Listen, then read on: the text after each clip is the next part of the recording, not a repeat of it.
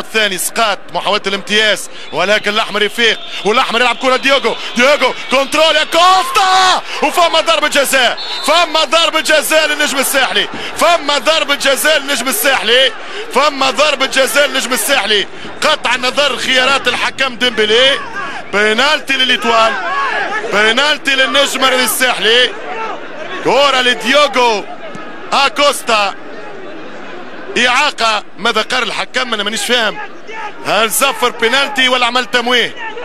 لا التمويه مستحيل يا ديمبلي. يعني نشوفوا اللقطة الأخيرة الكنترول، هاي عملية ضربة جزاء واضحة، فمش كلام، ضربة جزاء فمش كلام. مثل ما كوكب مراكش عنده بينالتي في الشوط الأول وقلناها في بانها نسبة كبيرة تتعطى، هذه أيضا ضربة جزاء تتعطى والحكم زفرها، الحكم زفرها كانت واضحة. وكرة حمزة الأحمر لتغيير مسار المباراة. دقيقة 60 في المباراة، انذار على المدافع المغربي حمزة الأحمر، يتقدم حمزة الأحمر يحطها 1-0 النجم الساحلي. المتألق محمد وزوكا يتلوح في اليمين، الأحمر يحطها في اليسار ويفرح عشاق الحمراء البريغاد. 1 ليتوال 0 كوكب مراكش. هنا الخبر العاجل من استاد الأولمبي. 1-0 للنجم الساحلي، 1-0 للنجم الساحلي عن طريق حمزة الأحمر. شوف حمزة بكل هدوء عمل وقفة، توقف، ضيع الحارس يتمبوريزو وياخذ وقته، يخرج الحارس من اللعبة بريسك 100%، خرج وحط له كرة سهلة في سارو. 1-0 للإيطوال. هذا البرارو حط الكرة ل 19 يوسف العياتي الشخصي يوزع كرة ترجع بالراس خطيرة. هدف التعادل، وهدف التعادل عن طريق كوياتي، هدف التعادل عن طريق كوياتي يطلع فوق الجميع ويضرب كرة بالراس.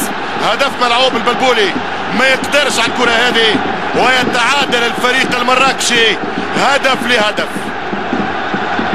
عودة قوية لفريق الكوكب، الشخصي وزع وكوياتي يعدل سكور 1-1. دقيقة 74 في المباراة. هذا لاعب البديل كيكي في كونيتو، كوياتي يسجل التعادل في مرمى بلبولي. شوف طبعا في ظل النقص العددي تقدرش تحكي على ماركاج. كرة على القائم الثاني يطلع وحده، يسبق رامي البدوي يطلع قبل الكرة، والنتيجة تعادل للفريق المغربي. هدف التعادل لفريق كوكب مراكش عن طريق المحترف كوياتي.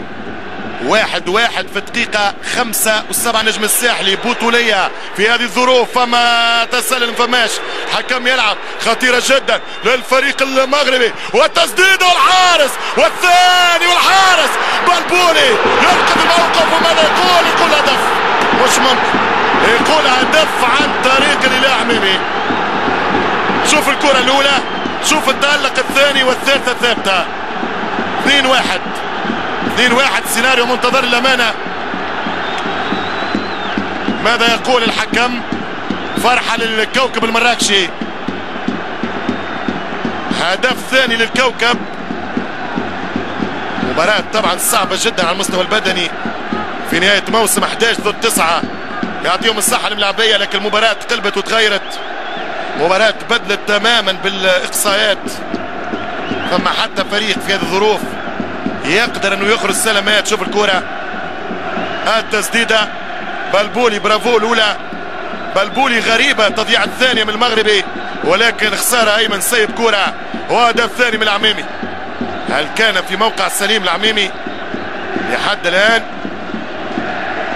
في موقع سليم واستفاد من عودة الكرة، وهدف ثاني لفريق الكوكب المراكشي. 2-1 للكوكب. الكوكب يبقى عصي على النجم الساحلي في ملعبه مثل 96. هذا هو دينيس ديمبلي. قلت لنا نتوقف طويلا على التحكيم، هذا هو التحكيم في تونس في المنطقة المغاربية في افريقيا السمراء، هذا هو مع الأسف التحكيم. 2-1 لفريق